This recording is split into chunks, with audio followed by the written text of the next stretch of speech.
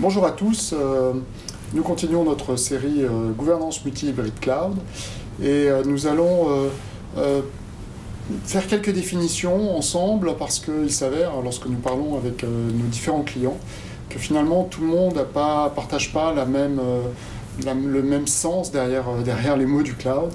Et évidemment, pour pouvoir mieux se comprendre dans ce qui arrive, il nous a paru intéressant, non pas de redéfinir les termes du cloud, mais au moins de se mettre d'accord sur la manière dont on va les utiliser dans cette série.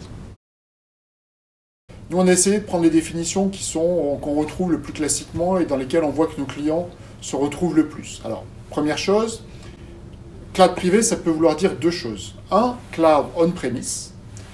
Donc on-premise, ça veut dire dans les data centers de nos clients. Alors, data centers de nos clients, lorsqu'ils en ont construit un, et certains l'ont fait, c'est d'énormes investissements, on parle en souvent plus de 100 millions d'euros pour un gros data center Twin Core. Donc, évidemment, il n'est pas question de jeter cet investissement à la poubelle.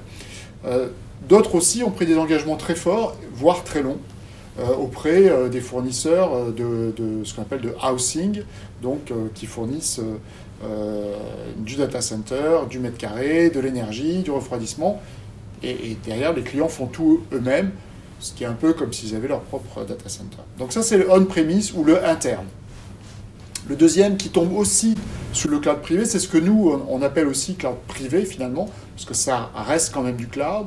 C'est au sein d'une plateforme unifiée, automatisée, avec des services potentiellement au-dessus de PaaS, mais aussi d'opérations dédiées, des architectures qui vont être, et des infrastructures, qui vont être à la fois partagées pour certaines couches, notamment en général le LAN, le management du LAN, la sécurité, et puis dédiées plus ou moins profondément à l'usage de chacun des clients. Donc ça, c'est ce qu'on appelle le cloud privé. Et puis derrière, il y a évidemment le cloud public. Donc le cloud public, c'est je partage potentiellement tout avec les autres clients du fournisseur.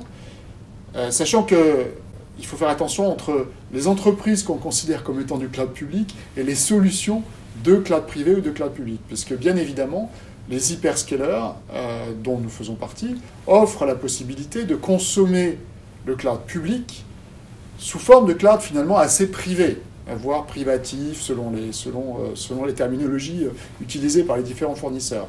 Donc de fait, quand on pense à cloud public, cloud privé, il faut éviter de penser aux entreprises. Il faut vraiment penser à l'offre et à la consommation qu'on va faire de cette offre.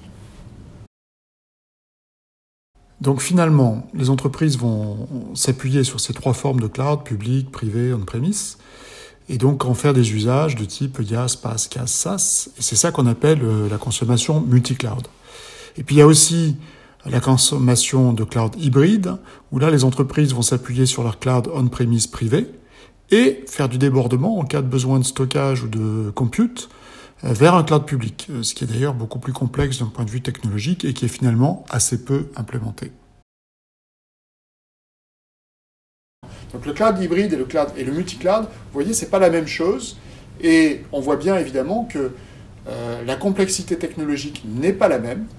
Les apports potentiels de chacune de ces finalement 5 solutions ou 4 solutions, si on considère que l'hybride est une forme de topologie, sont différents. Et donc il va falloir amener la bonne réflexion, la bonne gouvernance, faire les bons choix, et que cette gouvernance devienne pérenne, parce qu'il va y en avoir pour quand même un certain nombre d'années dans cette approche et dans ces solutions. Voilà, et donc c'est ce que nous évoquerons dans les prochains épisodes. Merci à tous.